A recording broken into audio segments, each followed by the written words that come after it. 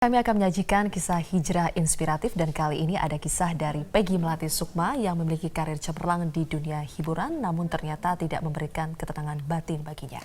Peggy pun menemukan jalan hijrah dan memilih menjadi pendakwah. Berikut kisah selengkapnya.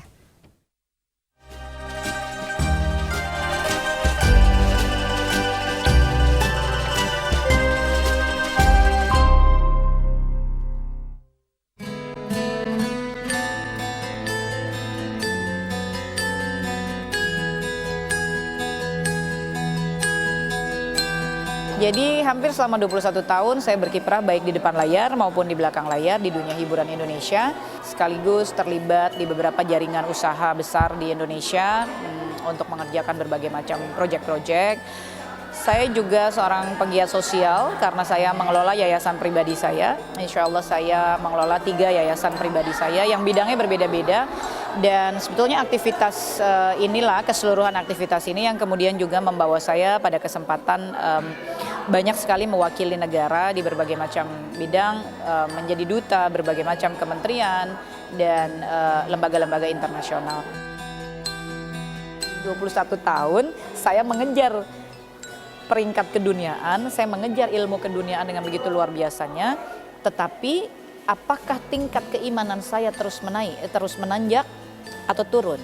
Percuma semua urusan dunia kita menanjak kalau urusan keimanan kita habis. Hal-hal yang sifatnya keduniaan ini memang seringkali membuat kita menjadi luput dan lalai terhadap hakikat dasar kita yang sesungguhnya.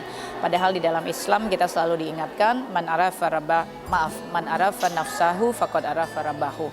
Barang siapa yang kenal pada hakikat dirinya, maka dia akan kenal kepada Tuhannya. 2 tahun terakhir setelah saya berhijrah, bukan artinya meninggalkan dunia. Jadi jangan salah. Orang sering berpikir, oh kalau udah hijrah kan nanti kita nggak bisa ngurus urusan dunia. Terus masa akhirat melulu, kalau mikir akhirat melulu dunianya kayak gimana? Ini suka salah ini pikirannya, mindsetnya salah ya. Dunia tuh bukan ditinggal, tapi dunia itu dijadikan satu paket perjalanan kita sebagai hamba Allah. Dari alam ruh, ke alam rahim, ke alam dunia, ke alam barzah, ke alam akhirat. Ada nggak manusia yang bisa pilih paketnya? Saya mau paket yang ini aja, yang ini enggak. Paket yang ini aja, yang ini enggak. Kan nggak bisa. Maka kalau paket ini nggak bisa ditinggal, perilaku kita harus sesuai seperti paket yang akan kita jalankan. Jadi dalam proses hijrah saya ini, insya Allah saya tetap melakukan basis kegiatan sosial saya. Saya melahirkan gerakan-gerakan sosial yang berbasis kemanusiaan, yang saya sebut sebagai gerakan sedekah kemanusiaan. Dan sedekah ini didistribusikan untuk membantu melakukan pelatihan baca Al-Quran, membebaskan buta aksara Al-Quran dengan target 10.000 muslimah. Alhamdulillah dalam 6 bulan ini sudah dilakukan untuk 3.000 muslimah. Kemudian membantu membangun sentra-sentra pendidikan yang berbasis pesantren modern. Kenapa modern? Pesantren basisnya Islam, tapi semua yang belajar di dalamnya maka mereka akan diajarkan tentang ilmu-ilmu keduniaan sehingga mereka siap menghadapi pertumbuhan dari peradaban. Saat ini masih bekerja untuk jalur Gaza, sama saya membangun institusi pendidikan di sana. Kami membangun sekolah khusus untuk anak-anak cacat, baik yang cacat bawaan maupun cacat korban perang. Insya Allah sudah 60%, jadi ada sekolah khusus anak cacat di jalur Gaza yang sedang kami bangun.